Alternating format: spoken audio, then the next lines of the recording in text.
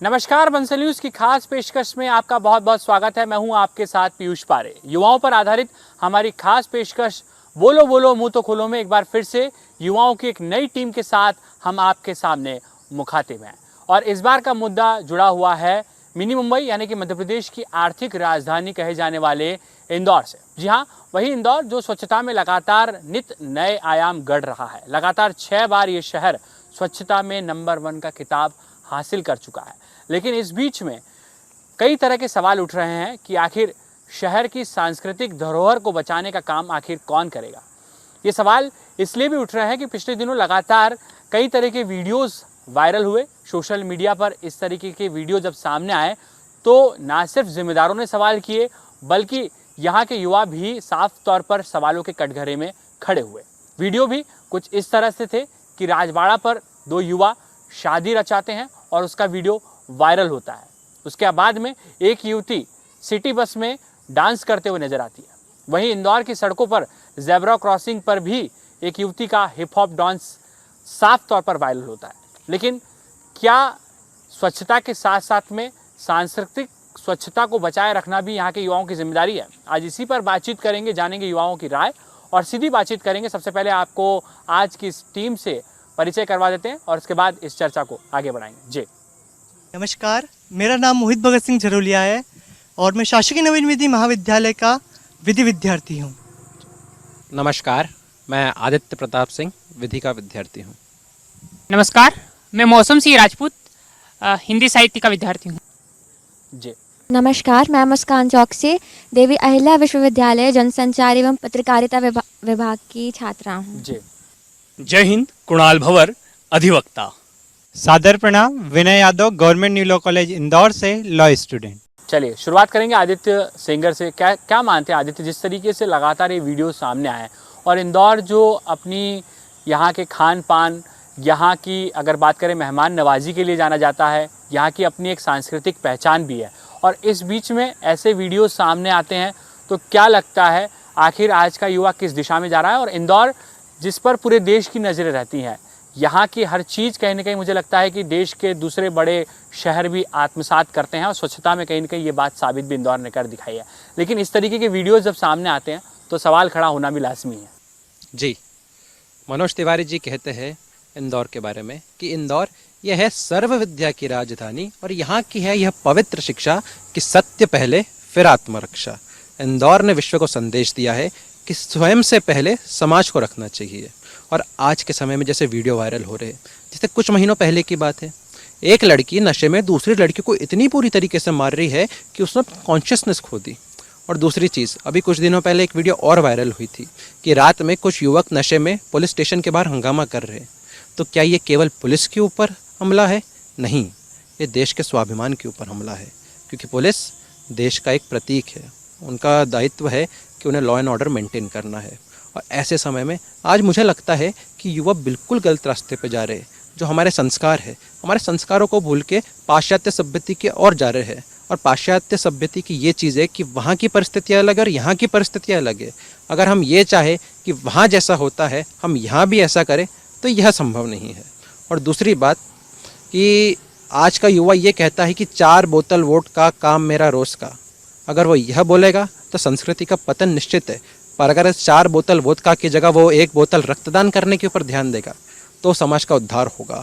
और सबसे महत्वपूर्ण बात, स्वार्थ सिद्धियों को छोड़कर अपने आप को एक सामाजिक इकाई के रूप में मानना है और आपको ये फील करना है कि हमारा दायित्व है कि हम समाज को आगे बढ़ाएं। जो भी कुप्रथा है, जो भी कुरीतियाँ है, उनका सॉल्यूशन निकाले और समाज को रहने लायक एक बेहतर जगह बनाए। चलिए बेहतर जगह दे और जिस तरीके से स्वच्छता में हमने मिसाल पेश की है उसी तरीके से कहीं ना कहीं ऐसा ही वातावरण बने जिसमें समाज का हर वर्ग कहीं ना कहीं सही तरीके से रह पाए। मौसम, आपके पास आएंगे, क्या सोचते हैं आप?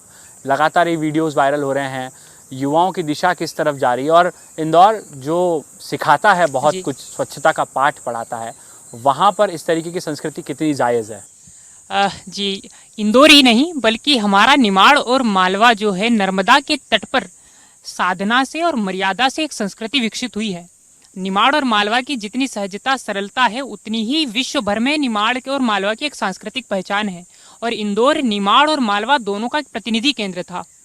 तो यहाँ अब जो युवा आ रहे हैं पिछले लगभग हम 1 दशक का विवरण अगर देखें तो ये नई पीढ़ी स्वतंत्रता और स्वच्छंदता दोनों के बीच जो एक सूक्ष्म अंतर है उस अंतर को नहीं समझ पा रही है। वसीम बरेलवी जी ने इसको लेकर कहा है कि उसूलों पर आँच आए तो टकराना जरूरी है, अगर जिंदा हो तो जिंदा नजर आना जरूरी है। इन नई उम्र की खुद मुख्तारियों को कौन समझाए, कहाँ से बचकर चलना है और कहाँ जाना जरूरी है। तो ये जो नई उम्र की पीढ़ियां हैं, इन पीढ़ियों को माता पिता समझा सकते हैं कि किस तरफ जाना है। वो विवेक माता पिता दे सकते हैं। वो विवेक आज के शिक्षण संस्थान, कोचिंग इंस्टीट्यूट, अगर कॉलेज इंस्टीट्यूट देने में असक्षम है, वो ये जरूर बता रहे हैं कि लाखों का पैकेज लेना है। वो ये नहीं बता पा रहे हैं कि पब नहीं जाना है, मंदिर जाना है। शिक्षण हमारे एजुकेशन इंस्टीट्यूट ये नहीं बता पा रहे हैं कि आपको फ़ोन तो उपयोग करना है, लेकिन फ़ोन में वो चीज़ें उपयोग नहीं करनी है जो आपके आचरण को दुराचरण में बदल कर रख दे। तो हमें इस बात को ध्यान रखना है कि निर्माणों के पावन युग में हम चरित्र निर्माण न भूलें। हमको जो सृजन करना है वो व्यक्तित्व निर्माण का सृजन करना है। तो मुझे ऐसा लगता है कि इंदौर सांस्कृतिक राजधानी बनी रहनी चाहिए। इंदौर की जो अपनी एक अलग पहचान है, वो इंदौरियत की अलग पहचान निमाड़ और मालवा की सांस्कृतिक प्रतिनिधि की पहचान है। तो हमें इसको लेकर के विशेष रूप से ध्यान देना चाहिए। चलिए, बहुत ध्यान देने की ज़रूरत है और शायद यही वजह है, आपने बहुत महत्वपूर्ण बात कही कि ये सांस्कृतिक पहचान बरकरार रहे। लेकिन इसके साथ में मुस्कान आपकी तरफ आएंगे, क्या मानती हैं आप? लगातार ये वीडियो सामने आ रहे हैं, युवाओं का जो बदलाव आया है, जो कल्चर में कहीं ना कहीं परिवर्तन आया है, वो कितना सही है और क्या लगता है समाज के लिए वो बहुत उचित है, या फिर आप और कुछ मानती हैं? जैसा कि हम जानते हैं कि इंदौर एक ऐसा शहर है जो अपनी संस्कृति और स्वच्छता के लिए जाना जाता है, पर ऐसे सामने आने वाले वीडियोस हमारी संस्कृति पर प्रश्न चिन्ह बनकर खड़े हो जाते हैं और पूरे विश्व को देश का एक अलग उस जगह का, उस स्थान का एक अलग रूप दिखता है। इससे ये हमें ज्ञात हो रहा है कि आज का युवा हमारी संस्कृति के लिए जागरूक नहीं है, और जहाँ का युवा उस देश की संस्कृति के लिए जागरूक नहीं होता है, वहाँ का पता निश्चित है। चलिए कुणाल, आपके पास बढ़ेंगे। आप अधिवक्ता के तौर पर भी कहीं ना कहीं जिम्मेदारी निभा रहे हैं, लेकिन समाज में कहीं ना कहीं ये जो युवाओं की दिशा है, ये एक बड़ा चुनौतीपूर्ण भी है और लगता है कि चिंतन का विषय भी है। क्या मानते हैं आप? जैसे कि आपने कहा कि युवाओं की दिशा का जो विषय है, ये दिशा भ्रमित कहाँ से हुई, उस जड़ को हमको समझना होगा। और जिस प्रॉब्लम की जड़ को यदि हमने समझ लिया तो समाधान भी वहीं से हमें प्राप्त होगा। तो हमें समझना होगा कि हमारा आंगन, प्रांगण, धरा, गगन, अंतरिक्ष सब कुछ षड्यंत्र पूर्वक उसे प्रदूषित किया गया है। पाश्चात्यवाद की ऐसी आंधी चली कि सारा देश वासनाओं के रंग में रंग गया। देश की जवानी शराब की बोतलों में शांति की तलाश करने लगी और आसमान को छूने वाली अट्टालिकाएं, हमें लगा शांति वही है, और हम बढ़ चले अपने आध्यात्मिक बयार को छोड़कर वासनाओं के आंधियों के बावरोलों के थपेड़े खाते हुए आत्महीनता के शिकार। और वही परिणाम है जो मैकॉले की शिक्षा पद्धति लेके आई थी कि इस युवा पीढ़ी को आत्महीनता का शिकार बना दिया गया। आज हमें पता ही नहीं हमारा संस्कृति क्या है, हमारे संस्कार क्या है। ये विवेकानंद का देश है, जहां संपूर्ण विश्व के देश अपने आंखों पर अहंकार की काली पट्टी बांधकर एक दूसरे से लड़ रहे थे, तब इस देश के एक युवा सन्यासी ने संपूर्ण विश्व को एकता, अखंडता का पाठ पढ़ाया था। वो युवाओं को आभास कराना होगा कि ये युवा पीढ़ी इस देश का निर्माण करना है। आज संपूर्ण विश्व में सर्वाधिक युवा किसी देश के पास है तो हमारा भारतवर्ष है, पर वही युवा यदि किसी आई बस में डांस करता हुआ मिलता है तो इस देश के लिए सबसे बड़ी शर्मिंदगी का विषय होगा। तो हमें उस युवाओं को यह आभास कराना होगा कि आपका इस देश में जो जन्म हुआ है साधारण जन्म नहीं है, अपितु इस राष्ट्र के निर्माण करने के लिए जन्म हुआ है। तो उस भाव को, उस राष्ट्रवाद के भाव को, उस राष्ट्र के प्रति अपने अधिकार के भाव को हमें उस युवाओं में जागृत करना होगा। चलिए, बिल्कुल राष्ट्रवाद का कहीं ना कहीं भाव जागृत करना होगा, आपका कहीं ना कहीं यही संकेत है। आगे बढ़ूंगा, हमारे साथ में विनय यादव हैं और युवा कवि भी हैं और अधिवक्ता के तौर पर भी अब कहीं ना कहीं जो है जिम्मेदारी संभालने के लिए तैयारी कर रहे हैं। क्या मानते हैं विनय जी, किस तरीके से ये संस्कृति है? और इंदौर की ये तो पहचान रही नहीं है, ये तो वो शहर रहा है जहाँ का अगर बात करें तो मेहमान नवाजी है। यहाँ की संस्कृति अपनी एक अलग पहचान पूरे देश में रखती है। क्या मानते हैं?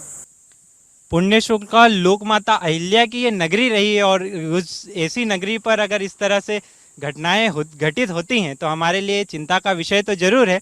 लेकिन ये इसके कारण जो है उसका कारण यही है कि जो प्रतिमान जो आदर्श बनाए गए हैं जो आज के युवाओं के, जहाँ पर ये पतली कमरिया हाय हाय पर डांस करते हुए रील बना रहे हैं, तो रील और रियलिटी में फ़र्क बताना बहुत ज़रूरी। और रील और रियलिटी में फ़र्क तब आएगा जब ये अपने आदर्शों को बदलेंगे। आदर्श कैसे बदलेंगे? ज्ञान बर पौलुस को हमने इस धरा पर सींचा है, नतमस्तक संसार खड़ा हमने चरित्र पूजा है। तो हमने इस धरा पर माँ अहिल्या के चरित्र को पूजा है। जब यहाँ के लोग उनके चरित्र को जानेंगे तब वो जानेंगे कि हमारी संस्कृति कितनी भाग्यशाली है। और जब आप ये देखिए कि अभिमन्यु जैसे हमारे आदर्श रहे, जहाँ गर्भस्थ शिशु रण की दुदुम्बी सुनकर ऐसी गर्जना करता है कि शत्रु के हृदय घात हो जाए, तो वहाँ पर युवाओं को ये समझना बहुत जरूरी है कि अपने आदर्श किन्हें माने और हम किस दिशा में जाए। तो उनके लिए मैं ये कहूँगा कि माँ भारती के लाल की उतारता में आरती, नित सोनित से सींचते जो माटी हिंदुस्तान की। तो अपने आदर्शों को बदलिए, संस्कृति और सभ्यता की धरोहर को संजोना हिंदुस्तान की, और उसमें भी हमारे देश में जो देश का हृदय स्थल है, उस जी। हृदय का स्तंभ हमने इंदौर को मान के रखा है। तो माँ अहिल्या के उन्हीं पुनीत कर्मों को लेकर हमें हमारी संस्कृति को बचाए रखना। चलिए, मोहित हमारे साथ में हैं और लगातार जिस तरीके से जो तमाम युवा साथियों ने बात कही है, कितना आप जो है वो इससे जो ताल्लुक़ रखते हैं? जी बिल्कुल, क्योंकि आज क्या है, आज भारत जो देश है वह संस्कृति के लिए सर्वोच्च विश्व में माना जाता है, सर्वोच्च राष्ट्र में माना जाता है। परंतु आज भारत का युवा ही अपनी संस्कृति को लगातार भूलते जा रहा है। वह दिन प्रतिदिन अपने कर्तव्यों से दूर होकर पश्चिमी संस्कृति को अपनाते जा रहा है। परंतु आज भारत की संस्कृति केवल और केवल कहानियों और किताबों में ही लुप्त हो चुकी है। वह हमें वास्तविकता में दिखती ही नहीं है। जिस प्रकार सभी के माता पिता समझाते हैं कि भैया बड़ा आदमी बनना अच्छा बात है, अच्छी बात है, परंतु एक अच्छा आदमी बनना बहुत बड़ी बात है। परंतु आज के समय में हम जो वातावरण देख रहे हैं, इस वातावरण से हमारी भारतीय संस्कृति के साथ साथ हमारे भारत देश का भी एक क्षति पहुंच रही है। आदित्य, आपके पास आऊँगा। एक और टकराव वाली स्थिति देखने को मिलती है। एक वर्ग ऐसा भी है युवाओं का जो कहता है कि ये संस्कृति जो है उसको बदलना चाहिए। नाइट कल्चर की बात इंदौर में होती है, हालांकि उसके पीछे का मकसद कुछ और है। जिम्मेदारों का कहना है कि व्यावसायिक गतिविधियों को कहीं ना कहीं रफ्तार मिले, लेकिन उसी बीच में ऐसी तस्वीरें जब सामने आती है जहाँ पर कानून को हाथ में लेते हुए युवा हैं, शराबखोरी करते हुए ये वीडियो सामने आते हैं और संस्कृति के सामने जो एक टकराव की स्थिति बन रही है, ऐसे युवा वर्ग जो है वो उनकी सोच को लेकर आप क्या कहेंगे? मैं ये मानता हूँ कि ये जो युवा कहते हैं कि हमें बड़ी सिटियों से कम्पीट करना है तो हमें भी इस मॉडर्निटी को अपनाना पड़ेगा, मैं तो उन्हें कहूँगा कि पहले आपको अध्ययन की ज़रूरत है, क्योंकि उन्हें पता नहीं है कि हमारी संस्कृति क्या है। हमारी संस्कृति में एक एक चीज़ का बिल्कुल साइंटिफिक कारण है। जो भी करते हैं, सुबह उठने से लेकर रात में सोने तक जितनी भी क्रियाएं करते हैं, सबका एक कारण है। और बाकी जो मॉडर्निटी की बात करते हैं, जो पाश्चात्य संस्कृति की बात करते हैं, तो पाश्चात्य देश भी सस्टेनेबल डेवलपमेंट की बात करते हैं कि development should not be at the cost of culture. हमारी संस्कृति को भूलने के बाद डेवलपमेंट होए तो वो किसी काम का नहीं है, क्योंकि जब हम अंदर से ही मजबूत नहीं होंगे तो हम कितना विकास करके कर क्या लेंगे। हमने बड़ी बड़ी इमारतें खड़ी कर ली, बड़े बड़े कीर्तिमान स्थापित कर लिए, परंतु अगर हमारे अंदर चरित्र नहीं है तो हम क्या करेंगे। कभी कोई सैनिक युद्ध में जाता है तो अगर उसको हथियार दे दिए, पर अगर उसको हथियार चलाने नहीं आते तो वो सैनिक किस काम का। तो इन लोगों को मैं कहना चाहूँगा कि पत्थर और नगीने में अंतर होता है, पानी और पसीने में अंतर होता है, घड़ी की टिक टिक की तरह चलने वाले लोगों सांस लेने और जीने में अंतर होता है। सभी युवाओं को अपना कर्तव्य समझना पड़ेगा। और ये देश तो स्वामी विवेकानंद जैसे युवाओं का है, ये देश तो शंकराचार्य जैसे का है। ये इंदौर वो भूमि है जहाँ पे शंकराचार्य जी ने ज्ञान प्राप्त किया। तो इसीलिए हमें उन्हें आदर्श मानना होगा और जो उनकी शिक्षाएं हैं उन्हें पहले अपने जीवन में उतारना पड़ेगा। उसके बाद हमें अध्ययन करना पड़ेगा कि पाश्चात्य संस्कृति क्या है। और मैं निश्चित रूप से ये कह सकता हूँ कि अध्ययन करने के बाद सब यही पाएंगे कि वह संस्कृति से हमारी संस्कृति लाख गुना अच्छी है और हमें संस्कृति पे ही चलना चाहिए। हाँ कुणाल, आपके पास में आना चाहूँगा। इंदौर का नाइट कल्चर ये कोई नई बात नहीं है। जब सराफा में आप परिवार के साथ जाते हैं तो एक बहुत हेल्दी हॉट एटमॉस्फेयर देखने को मिलता है। एक ऐसा माहौल है कि आप निश्चिंत होकर कहीं ना कहीं यहाँ पर परिवार के साथ में वहाँ पर घूम सकते हैं, चाट पकौड़ी का आनंद लेते हैं। लेकिन दूसरी तरफ जब नाइट कल्चर की शुरुआत होती है, नया इंदौर जिस तरफ कहीं ना कहीं इसकी शुरुआत हुई, तो उसके कहीं ना कहीं दुष्प्रभाव भी देखने को मिलते हैं। तो ये क्या आपको लगता है चुनौती है इंदौर के सामने?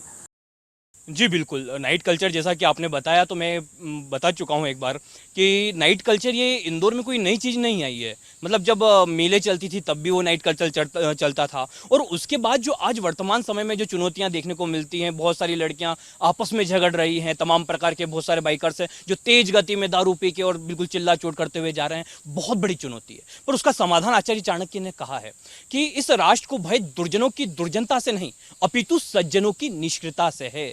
हम कितने लोग हैं कि इस प्रकार की गतिविधियां देखने के बाद उसको नजरअंदाज करते हुए आगे बढ़ जाते हैं। क्या हमारा दायित्व नहीं है? क्या हम हमेशा पुलिस के भरोसे रहेंगे? यदि हम वहां पर उपस्थित हैं, उस घटना स्थल पर उपस्थित हैं, तो हमारा दायित्व है कि हम 100 डायल करें और पुलिस को तुरंत बुलाएं और उसके खिलाफ एफआईआर हो, तब तक हम उस स्थान पर खड़े रहें। पर दिक्कत क्या है, आज के व्यक्ति चाहता है कि बस मैं क्यों टेंशन लूं, मैं क्यों गवाह बनूं, मैं क्यों इसके ऊपर आगे बढ़ूं। तो ये भाव को हमको मिटाना होगा। इसकी चुनौती का सबसे बड़ा अगर कोई उपाय वो यही है कि इस देश का प्रबुद्ध जन, इस देश का वो व्यक्ति जो वास्तव में अपने अधिकारों को जानता है, जो वास्तव में इस देश के लिए जीना चाहता है, वो ये जिम्मेदारी ले कि यदि इस देश में कुछ गलत होगा तो उसके खिलाफ मैं उठकर आवाज बढ़ूंगा। हम महात्मा गांधी जी की बात करते हैं, हम अनेकों महापुरुषों की बात करते हैं, पर क्या बोलते हैं कि भगत सिंह तो जन्म हो पर हमारे घर में नहीं, पड़ोसी के घर में। तो हमें भगत सिंह बनना होगा। और ऐसे तमाम प्रकार की जो भी गतिविधि युवाओं के बीच में चल रही है, आज हमारे इंदौर में देखते हैं कि नशे का एक बहुत बड़ा बाजार बन चुका है। आज जितने भी बाहर से बच्चे आते हैं वो नशाखोरी करते हैं। तो इसके पीछे जवाबदार कौन है?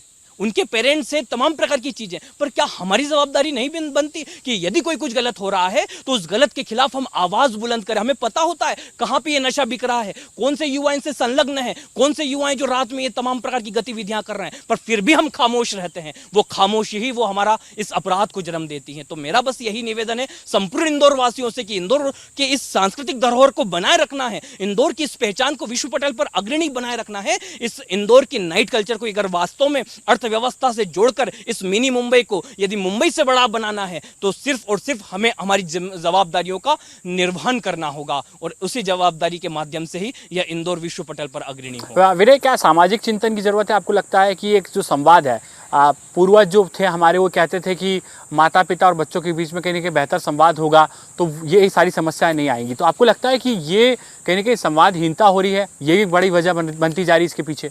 अभी बड़े बड़े जो मेट्रो सिटीज हैं वहाँ पे एक कंसेप्ट चल रहा है डिंग्स का, double income and no kids. तो आजकल अर्थव्यवस्था में, जिंदगी की भागदौड़ में ऐसे नए कंसेप्ट हमारे समाज में इंट्रोड्यूस किए गए हैं कि इनकम डबल हो जाए लेकिन बच्चे नहीं हो। तो यही चीज जनरेशन गैप को पैदा कर रही है। जनरेशन गैप क्या पहले बच्चे नहीं होते थे? क्या पहले सभ्यताएं, सामाजिक हमारे घर नहीं, गृहस्थ आश्रम नहीं होते थे? उनमें भी होते थे और उनमें भी हमारी बातचीत होती थी। आज पेरेंट्स और बच्चों के बीच में इतना ज़्यादा गैप क्यों बनता जा रहा है? क्यों? क्योंकि एक दूसरे को समझना नहीं चाहते। जो फैमिली की क्लियरिटी है वो क्लियरिटी खत्म होते जा रही है, अपने बीच की अंडरस्टैंडिंग को खत्म करने जा रहे हैं। तो इस चीज़ को सुधारना बहुत जरूरी है, और सबसे पहला जो दायित्व बनता है वो पेरेंट्स का बनता है। जब तक अपने माता पिता अपने बच्चों को वो चीज़ें, संस्कार उनके अंदर नहीं उतार पाएंगे तब तक बच्चा सही दिशा में नहीं जा पाएगा। तो पहली जिम्मेदारी माता पिता की। दूसरी वो सामाजिक चिंतन की बात आई, तो सामाजिक चिंतन, ये सारे जितने युवा हैं ये आज पब में जाने के बजाय यहाँ पर आए हैं, तो ये चीज़ तो है कि समाज का एक हिस्सा, समाज यूथ का एक हिस्सा तो वो उस काम में लगा हुआ है कि समाज को फिर से उस दिशा में ले जाए। चलिए, सही दिशा में कहीं ना कहीं जा रहा है, आपका ये कहना है। मौसम, आपको लगता है इंदौर का जो मौसम बदला है इसे और कहीं ना कहीं बेहतर करने की जरूरत है? बिल्कुल, इंदौर के, निमाड़, मालवा के ही नहीं, इस समय हम कहें कि पूरे भारतवर्ष का मौसम परिवर्तन करने के लिए सबसे आवश्यक ये है कि हम इस बात को समझें कि पाश्चात्य का अंधानुकरण करना आधुनिकता नहीं है। हमें संस्कृति और विकृति दोनों के बीच के भेद को समझना होगा। संस्कृति ये कहती है कि रात्रि के 4 बजे उठना, ब्रह्म मुहूर्त में उठना, जागरण करना साधना है, और स्वनिर्माण से सर्वार्थ निर्माण, स्वनिर्माण से मानवता के कल्याण के लिए प्रयास करना वो आध्यात्म की संस्कृति देती थी। विकृति क्या कहती है कि 4 बज गए पर पार्टी अभी बाकी है। तो ये जो कल्चरल मार्क्सिज्म और ये जो पोस्ट मॉडर्निज्म, ये 2 सिद्धांत पश्चिम से आए हैं, इन सिद्धांतों ने ये इम्प्लांट किया है, षड्यंत्र पूर्वक इम्प्लांट किया है। अगर कि भारत को तोड़ना है तो भारत की संस्कृति को तोड़ें, और संस्कृति को तोड़ने के लिए बार बार ये कहा गया है कि आप स्वच्छंद रहें, आप परिवार की संरचना से अलग हैं, आपके मन में जो आए वो करें। मन में जो आए वो करना स्वच्छंदता है, वो स्वतंत्रता नहीं है। भारतीय संस्कृति ने स्वतंत्रता की असल परिभाषा दी है कि जो समाज के लिए श्रेष्ठ है, जो राष्ट्र के लिए श्रेष्ठ है, जो धर्म के लिए श्रेष्ठ है, वह व्यक्ति के लिए श्रेष्ठ है। तो भारत तो समाज के लिए जीने वाला राष्ट्र है। केवल व्यक्तिगत महत्वाकांक्षाओं की मतांध मार्तंड की तरह अपनी महत्वाकांक्षाओं की वासनाओं की पूर्ति करना जीवन नहीं है, ये भारत का दर्शन है। तो हमें ये समझना होगा कि हम प्रदर्शन की तरफ न भाग करके दर्शन की तरफ भागे, तो स्वनिर्माण से स्वराष्ट्र का निर्माण संभव सिद्ध होगा। वही तो आपको लगता है क्या युवाओं की जिम्मेदारी होनी चाहिए बदलते दौर के साथ में, किस तरीके से युवा अपनी जो है जिम्मेदारी का निर्वहन करें? युवाओं में खासकर तो जो अभी कल्चर चल रहा है, नाइट कल्चर चल रहा है, और जो वीडियोस वायरल हो रहे हैं, ये शादी के वीडियो वायरल हो रहे हैं, और ये दारू के नशे में जो युवती के पास से तेज़ी से रफ्तार से गाड़ियाँ वगैरह ले जाते हैं, ठीक, जिससे क्या है ये युवा, जो भारत का युवा है, ये कहीं ना कहीं अपने आप को क्षति के साथ साथ एक भारत को भी क्षति पहुंचा रहा है जी। परंतु आज का ये युवा जो है, ये भारत की संस्कृति के साथ साथ अपने आप को भी नुकसान पहुंचा रहा है। वह यह नहीं जानता है कि इसका परिणाम क्या होगा, परंतु वह अपनी इन प्रदर्शनकारी जो इच्छाएं हैं, इनमें ज़्यादा भरोसा रख रहा है। चलिए, बहुत कहीं ना कहीं ये मुद्दा जिस तरीके से लगातार तमाम जो युवा हैं उनका कहना है, और कंक्लूड करेंगे एक छोटी सी राय आप सभी से लेकर। आदित्य, आपके पास मैं आऊँगा। ये वो शहर है जहाँ प्रधानमंत्री नरेंद्र मोदी जब पहुँचते हैं तो कहते हैं कि ये समय से आगे तेज चलने वाला शहर है, लेकिन इसके साथ में अपनी सांस्कृतिक धरोहर को भी कायम इस शहर ने रखा है। क्या मानते हैं आप, कोई ऐसा मिश्रण शायद कहीं और दूसरे शहरों में, या मुझे लगता है कि जो है वो ऐसी कोई सिटीज़ में देखने को मिलता नहीं है? जी, मैं कई लोगों से मिलता रहता हूँ। एक हमारे आर्मी ऑफिसर थे, वो पूरे देश में घूमे। उन्होंने कहा रहने लायक सबसे अच्छी जगह कोई पूरे देश में है तो वो है इंदौर, क्योंकि यहाँ पे विकास भी हो रहा है और संस्कृति भी संरक्षित है। परंतु पिछले कुछ समय से संस्कृति के ऊपर घात हो रहे हैं, इसे अनदेखा नहीं किया जा सकता, पर उसको भी सुधारा जा सकता है। जैसे अभी भाई साहब ने बताई ये बात कि भगत सिंह लोग चाहते हैं पड़ोसी के घर में पैदा हो। हमें अपना दायित्व समझना पड़ेगा। पंडित दीनदयाल जी कहते थे, व्यक्ति से समृद्धि तक का सफ़र जब तय होगा तभी विश्व का विकास होगा। मैथ्स की भाषा में देखा जाए तो फेमोनो की सीक्वेंस कहते हैं उसे। मतलब व्यक्ति से चालू होगा, पहले व्यक्ति को खुद को सुधारना होगा, व्यक्ति से उसका परिवार सुधरेगा, परिवार सुधरेगा तो समाज सुधरेगा, समाज सुधरेगा तो राष्ट्र सुधरेगा, और राष्ट्र सुधरेगा तो विश्व सुधरेगा। इस सीक्वेंस में चलना है। और एक उदाहरण देना चाहूँगा, यूएसएसआर का उदाहरण था। यूएसएसआर के एक रिटायर्ड केजीबी एजेंट ने यूएसएसआर ब्रेकडाउन के बाद एक फाइल्स बनाई थी। उसमें यह कहा था कि यूएसएसआर की संस्कृति का पतन ही यूएसएसआर के पतन का कारण है। जब यूएसएसआर के युवा देश निर्माण में लगे हुए थे तब यूएसएसआर एक महाशक्ति था, परंतु जब पाश्चात्य के संस्कार उनके युवाओं में आने लग गए, जब वो नशे में पड़ गए, और जो नाइट कल्चर आज हो रहा है उस समय वो नाइट कल्चर चालू था, उस समय ऐसी चीज़ें होने लग गई, तभी तो उस देश का पतन हो गया। तो हमें अपनी संस्कृति को संरक्षित करने की ज़रूरत है और हम युवाओं को आगे होना होगा। ये हमारा दायित्व है। जैसे हम लोग जो बातों को समझते हैं, हमें दूसरों को समझाना होगा, और यही नहीं रुकना है। जब तक ये पूरी चीज़ें ख़त्म ना हो जाए तब तक हमें चैन की सांस नहीं लेनी है। और जब ये दृढ़ निश्चय हम लोग कर लेंगे तभी इंदौर की संस्कृति भी बची रहेगी। और इंदौर जितना आज इंदौर को जो मिनी मुंबई कहते हैं, एक दिन ऐसा ज़रूर आएगा जो मुंबई को मिनी इंदौर कहेंगे। चलिए, ये बहुत बड़ी बात आपने कही है। कुणाल, मैं आपके पास आऊँगा। आखिर जिम्मेदार कौन है? आपने कहा कि आज का युवा भी है, लेकिन इसके बीच में आपको लगता है कि कहीं ना कहीं और कहीं ना कहीं समाज में चिंतन की आवश्यकता भी है। जो वर्ग अलग अलग हैं, अलग अलग क्षेत्रों में काम कर रहे हैं, उनको मिलकर कहीं ना कहीं इस पर एक मंथन करना होगा। जी बिल्कुल, आज कहीं ना कहीं ये है कि एक सामूहिक प्रयास इसके लिए चाहिए, और सामूहिक प्रयास वो इस प्रकार से हो सकता है।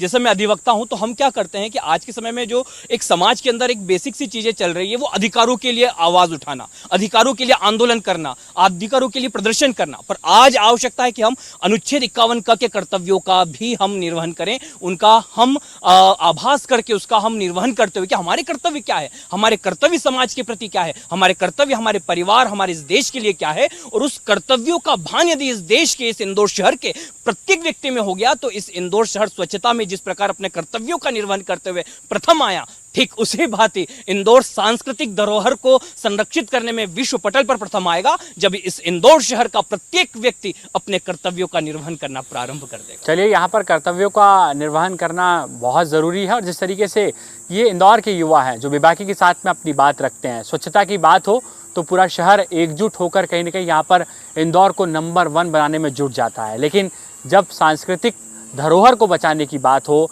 यहाँ की परंपराओं को कहीं ना कहीं यहाँ पर बचाने की बात हो, तो यहाँ का युवा भी उसी जो है वो बेबाकी के साथ में आगे आएगा। जिस तरह से स्वच्छता को लेकर कहीं ना कहीं यहाँ पर युवाओं ने और शहर के तमाम जो अलग अलग जनप्रतिनिधि हों या फिर अलग अलग वर्गों से आने वाले लोग हों, उन्होंने अपनी भूमिका का निर्वहन किया हो। तो यही कहीं ना कहीं इंदौर है और शायद इंदौर की यही सांस्कृतिक पहचान है जो देश में इस शहर को एक अलग पहचान दिलाती है। फिलहाल आज की हमारी इस खास पेशकश में इतना ही। अगली बार फिर मिलेंगे एक नए मुद्दों के साथ में और युवाओं की नई टोली के साथ में। तब तक के लिए मुझे दीजिए इजाज़त और ताज़ा तरीन खबरों के लिए जुड़े रहिए बंसल न्यूज़ के साथ। नमस्कार।